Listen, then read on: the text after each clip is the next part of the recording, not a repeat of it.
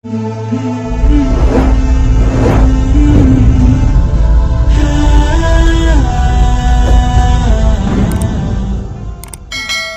ayyuhalladzina amanu isbiru wasabiru warabitu. Rabitu ribat.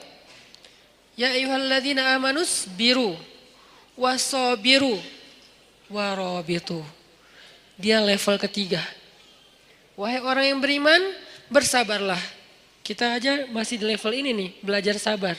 Wasabiru, kuatkan kesabaran. Maksudnya apa? Ini untuk level kedua yang ujiannya nggak habis-habis. Kalau bersabar itu ujian pertama, misalnya ujian sebutlah sakit. Itu isbiru. Udah sakit, nggak punya duit, wasabiru. Udah sakit, nggak punya duit, nggak ada yang perhatiin. Nah ini nih wasabiru nih. Jadi bukan hanya isbiru. Jadi kalau ada teman kita sakit, isbir, sabar ya gitu. Tapi kalau gue bukan cuma sakit fisik tapi nah kalau udah masuk ke dalam lebih ini lagi tuh berarti udah wasabiru. Berkali-kali terus saja diuji dengan ujian yang bertubi-tubi. Udah sakit, tadi ditinggalin orang yang dia udah sempat kegeeran atau diharkosin, ya harapan kosong gitu kan. Atau teman-temannya pada cuek sama dia, nggak ada yang peduli, keluarganya jauh, nggak punya uang, dan segala macam bentuk ujian. Kalau udah terkumpul atau beruntun datang ke dalam kehidupan seseorang, maka kalimatnya wasabiru, kuatkanlah kesabaran. Ini level kedua. Di atas level yang kayak gini, yang ujiannya bertubi-tubi, ternyata ada level warabitu, ribat. Berarti ribat itu lebih daripada sabar dan kuatkanlah kesabaran. Kayak Nabi Ayub itu sabar atau kuatkan kesabaran? Kenapa? Karena ujian beliau bukan cuma sakit. Pertama sakit. Kedua anaknya satu persatu meninggal. Setiap tahun meninggal satu. Sampai habis semua anak beliau. Ketiga hartanya habis. Sampai beliau tinggal di gubuk kecil. Di tempat yang sangat terpencil gitu, kayak terusir gitu. Dan gak punya siapa-siapa. Yang keempat, keluarga besar beliau meninggalkan beliau kecuali istrinya. Sampai pernah saudaranya datang pengen menjenguk Nabi Ayub. Tapi mereka cuman dari luar, gak masuk ke dalam rumah. Kenapa? Mereka ngomong dan kedengaran sama Nabi Ayub. Mereka ngomong, jangan masuk, kenapa? Ntar ketularan. Itu kan menyinggung ya. Kadang-kadang kayak kita kena cacar ya, kita tahu cacar itu nular, tapi kita nggak rela ada orang ngomong kayak gitu depan kita kan. Jangan ke rumah dia lagi cacar, ntar kamu ketularan, kan tersinggung kan? Walaupun itu nggak ada yang salah, dia nggak ngegibah, dia nggak ngegibah sih. Salah, emang gibah sih itu mah. Karena definisi gibah sesuatu yang engkau bicarakan benar, tapi orang yang mendengarnya nggak nyaman, itu gibah. Kebenaran yang kita bicarakan tapi orang yang mendengar itu objeknya nggak nyaman, sedih minimal, kalau nggak sakit hati itu gibah. Ya berarti gibah. Nah ini kan kita nggak mau. Nah itu namanya wasabiru. Nabi Ayub dengan level yang udah luar biasa dahsyatnya ujian beliau disebut dengan kata-kata wasabiru. Tapi ribat di atasnya lagi. Isbiru, wasabiru, warabitu. Sehingga orang yang iktikaf di masjid, walaupun cuman dari maghrib ke isya, karena itu waktu itikaf paling pendek, intidharus shalah ba'da shalah, menunggu sholat setelah sholat itu yang paling gampang kan? Nunggu isya setelah maghrib. Yang paling capek nunggu subuh setelah isya. Ini Ramadan lah, Ramadan setahun sekali oke. Kalau nunggu zuhur dari subuh, kayaknya jarang karena kita rata-rata nggak nunggu, soalnya sibuk dengan kegiatan. Kalau dari isya sampai subuh juga jarang. Jadi paling gampang tuh nunggu isya setelah maghrib. Itu udah iktikaf. Nah siapa yang melakukan itu, kayak sekarang kita nih, sambil santai, sambil dengar ceramah, dari maghrib sampai isya, pahalanya ribat. Bukan pahala sabar, bukan pahala sabir. Bukan isbir, bukan sabiru. Bukan. Tapi rabitu, ribat. Fadzalikumur ribat. itu disebut dengan ribat kata Nabi. Arti itu disebut dengan ribat, pahalanya kayak orang yang berjihad fi sabilillah. Maka absyiru, berbahagialah ketika kita ada di rumah Allah. Nggak ada tempat lain yang dapat pahala kayak gitu. Walaupun yang lain boleh. Saya paling nggak suka ngebandingin dalam bahasa judgment. Kalau ngebandingin dalam bahasa motivasi boleh. Contoh bahasa ngebandingin dengan bahasa judgment gimana? Di masjid berpahala, di yang lain itu dosa. Nah ini nih judgment. Kalau memotivasi, di masjid berpahala, yang lain juga nggak apa-apa. Karena kan area mubah dalam Islam itu luas banget kan. Apa hukum nongkrong di kafe? Haram. Siapa bilang haram? Lihat dulu kafenya gimana, dia nongkrongnya ngapain. Kalau dia lakuin dosa kayak berdua-duaan, oke, jadi bukan nongkrongnya tuh, khalwatnya. Kalau dia di situ kayak berjudi, berarti judinya.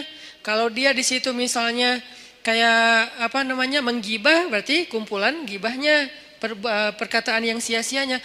Tapi kalau dia nongkrong sekedar istirahat sebentar, sekarang namanya kafe, dulu namanya warung kopi. Kenapa di warung kopi boleh, di kafe nggak boleh? Lagi-lagi kayak kemarin. Kenapa bergaul boleh, gaul nggak boleh? Ya, kita terjebak dalam diksi. Warung kopi boleh, kafe nggak boleh, padahal sama aja, cuman istilahnya beda. Tapi kan banyak kafe yang aneh-aneh.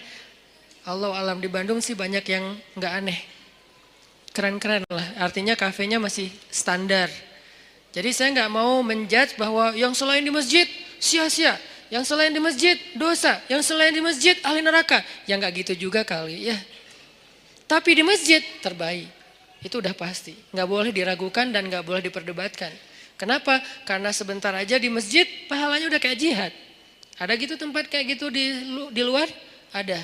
Di tempat orang sakit. Siapa yang datang ke rumah sakit atau ke rumah orang yang sakit, maka dia seperti berjalan di antara taman-taman surga. Seperti berjalan di antara taman-taman surga. Itu maksud Nabi itu sebaik-baik tempat di muka bumi itu masjid, maksudnya motivasi, bukan ngebanding-bandingin terus coret semua selain masjid, nggak gitu juga. Jadi buat teman-teman kadang ada yang nongkrong di mana, saya juga nongkrong. Nggak apa-apa, tapi masjid harus jadi tongkrongan favorit. Yang lain kayak gimmick atau tambahan-tambahan kayak bonus lah ya. Tapi tongkrongan paling favorit itu adalah nongkrong di masjid. Kalau ada yang nanya, di masjid kok nongkrong? Ya nongkrong itu bahasa Arabnya majelis. I'tikaf. I'tikaf itu artinya berdiam diri. Berdiam diri bahasa anak mainnya nongkrong. Ya sama aja. Jadi ini terjemah. 1. Niatin i'tikaf. Niatnya gimana Ustadz? Saya i'tikaf. Udah selesai gitu. Nggak perlu ribet-ribet. Nggak perlu misalnya harus cari dulu di googling, niat i'tikaf boleh, nggak apa-apa pakai bahasa Arab. Tapi kalau nggak ngerti bahasa Arab, an-niyah fil qalb, niat itu di dalam hati. Ya nggak masalah juga, niatin aja.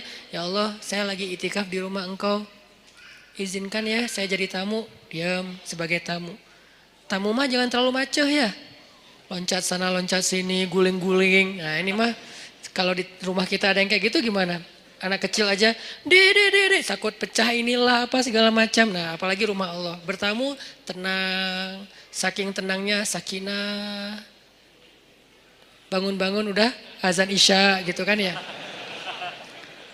Jadi niatin i'tikaf. Yang kedua, niatin benar-benar dari rumah tadi tuh. Pas teman-teman berangkat ke sini, niatin ngapain? Mau tholabul ilmi, mencari ilmu. Mencari ilmu pahalanya gimana? Dari rumah ke sini dihitung sama malaikat. Berapa jaraknya? Nanti dikali sekian. Minimal kali 10. Minimal. Nggak ada yang kurang dari 10 dalam amal soleh dalam Islam tuh. Al-hasanatu bi asyri amthaliha kata ulama. Kebaikan itu 10 kali lipat dan itu diambil dari hadis. Minimal 10, maksimal bi ghairi hisab. Nggak ada batas. Itu maksimal. Sehingga kalau kita niatin datang ke sini pengen cari ilmu, selain tadi i'tikaf nongkrong di rumah Allah, karena rumah terbaik itu rumah Allah, saya senang aja demen banget nongkrong di rumah Allah, nyaman gitu, dapat rahmat dari Allah. Nah itu udah keren. Satu lagi cari ilmu. Sehingga jarak dari rumah ke tempat kita ini, ke masjid, nanti dikali sekian oleh malaikat, mudah-mudahan dikalinya ribuan. Kalau dikali 1000, misalnya jaraknya kalau dari rumah saya ke sini sekitar 1 kilo, berarti saya udah lebih didekatkan ke surga 1000 kilo. Jadi saya motong jalan ke surga 1000 kilo. Dari mana hitungannya Ustaz? Dari hisab. Dari padang mahsyar. Orang lain jalan 1000 kilo, itu berapa lama? Jalan kaki 1000 kilo teh. 1000 kilo dari sini mana? Sini Surabaya itu 700 kilo. Sini Surabaya balik ke Semarang. Nggak ada kerjaan.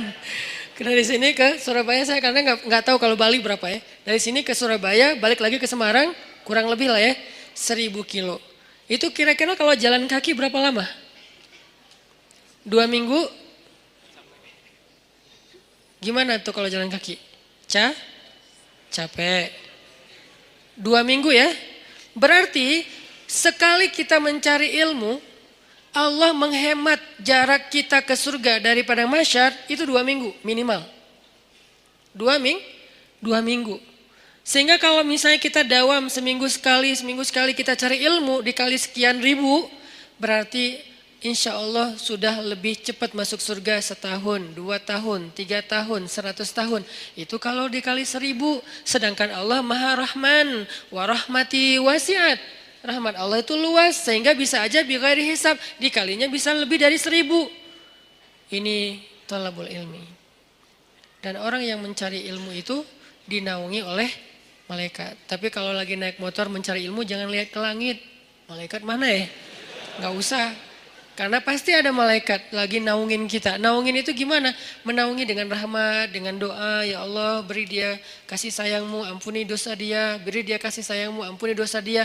Yang merasa banyak dosa, cari ilmu. Yang merasa banyak dosa, duduk dalam rumah Allah. Itu didoain terus-terusan oleh malaikat. Itu aja udah keren. Belum lagi yang lain-lain. Ada doa-doa yang niat-niat yang khusus. Ya terserah, yang penting hasanah, kebaikan. Maka mudah-mudahan malam ini kita duduk di sini doang udah kemenangan.